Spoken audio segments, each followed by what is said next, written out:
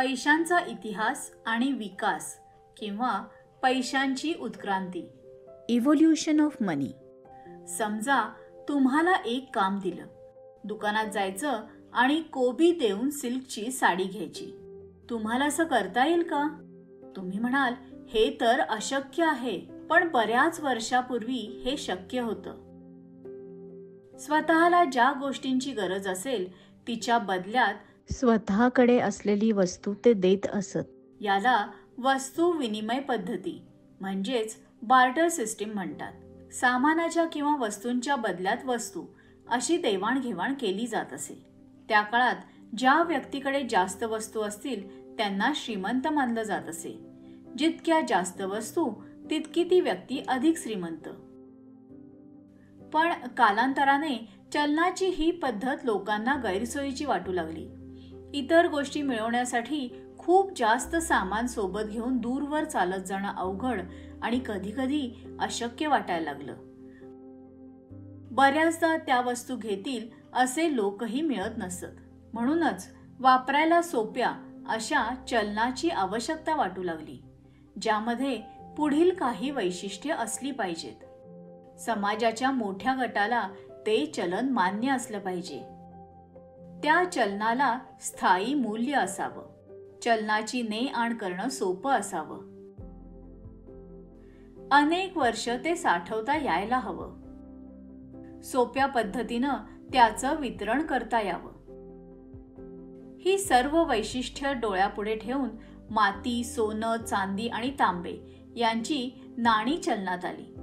भारतामध्ये इसवी सन पूर्व 6व्या शतकात म्हणजे जवळपास 2600 वर्षांपूर्वी पहिल्यांदा नाणी तयार करण्यात आली.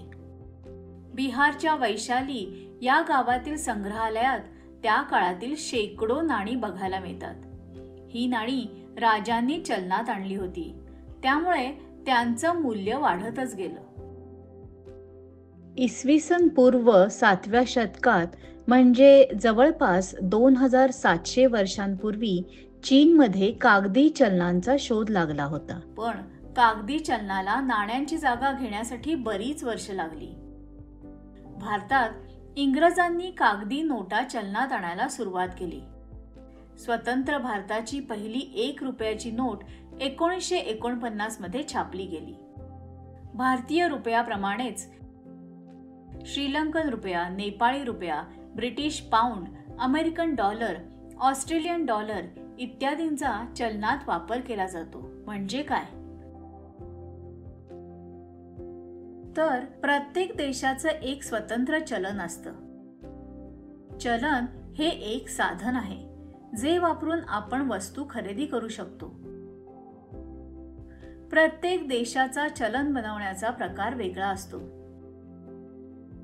हे चलन तयार करण्यासाठी ज्या भौतिक वस्तूंचा वापर केला जातो त्याला मुद्रा असे म्हणतात. उदाहरणार्थ नाणी आणि नोटा या मुद्रा आहेत. प्रत्येक देशाचं स्वतःचं चलन असतं आणि ते त्याचं मूल्य ठरवतात. भारताचं चलन आहे रुपया.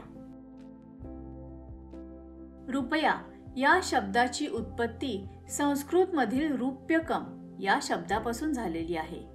रूप्यकम म्हणजे चांदीचं नाणं.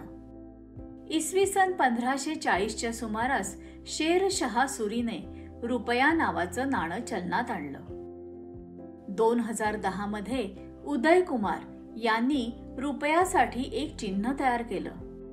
हे चिन्ह देवनागरी र आणि रोमन अक्षर आर यांचा वापर करून बनवलं आहे. या चिन्हाच्या डोक्यावर असलेल्या समांतर रेषांमध्ये भारतीय ध्वजाचा आभास होतो. पैसा हा कालौघातील एक महत्त्वाचा शोध आहे. पैशाच्या मदतीनं लोक देशात आणि परदेशात संपर्क साधू शकतात आणि वस्तूंची देवाणघेवाण करू शकतात. काळ बदलत गेला तशा मुद्राही बदलत गेल्या आहेत. म्हणजेच वस्तूंपासून नाण्यांपर्यंत आणि नंतर कागदांच्या नोटांपासून नुकत्याच सुरू झालेल्या डिजिटल मुद्रांपर्यंत.